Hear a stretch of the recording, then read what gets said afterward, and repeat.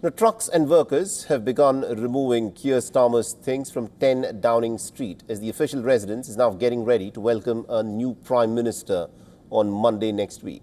Andy Burnham has been named as the new leader of Britain's Labour Party after receiving 379 nominations, including from party leaders and trade unions, marking a pretty dramatic political comeback and setting him on course to becoming the United Kingdom's next Prime Minister.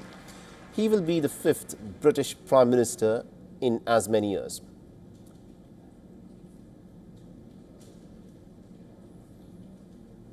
Now, Burnham secured an overwhelming backing from Labour lawmakers in the last few weeks, ending years of speculation about whether the popular former Greater Manchester mayor would actually return to frontline national politics. In his first address as Labour leader, Burnham said that he is ready to lead the country.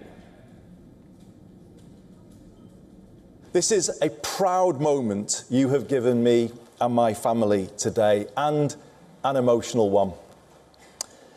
But it is one for which I am ready. I am ready.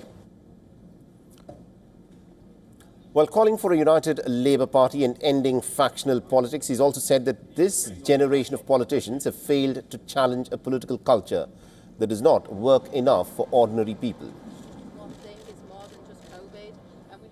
We must recognise that this generation of politicians, myself included, have failed to challenge a political culture and an economic model that simply doesn't work well enough for ordinary people. The Labour Party's members of Parliament hope that his popularity can help counter the growing electoral challenge posed by Nigel Farage's Reform UK ahead of the next general elections. Often dubbed the King of the North, Andy Burnham built his reputation championing regional investment, public transport, reform and greater powers for local governments. His leadership during the COVID-19 pandemic, when he repeatedly challenged decisions from Westminster, earned him national recognition and strengthened his standing within the Labour movement. But the challenges that Burnham now faces are many. For starters, Andy Burnham inherits an economy under pressure, limited room for public spending, and also a party which is seeking to rebuild public confidence.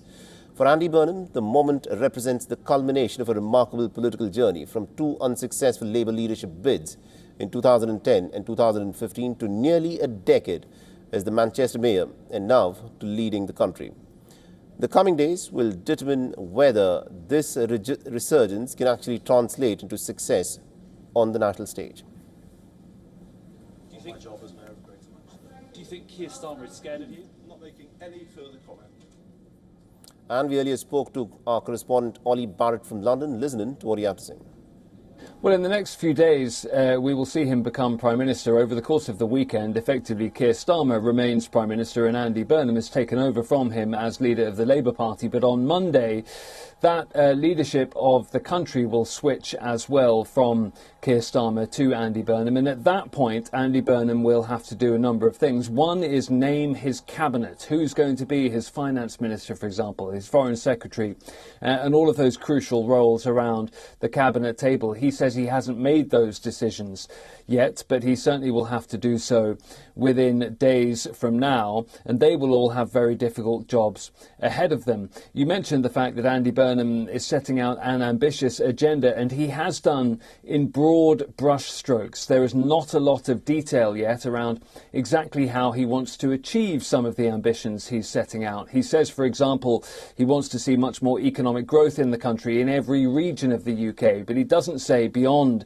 the idea of devolving some powers from London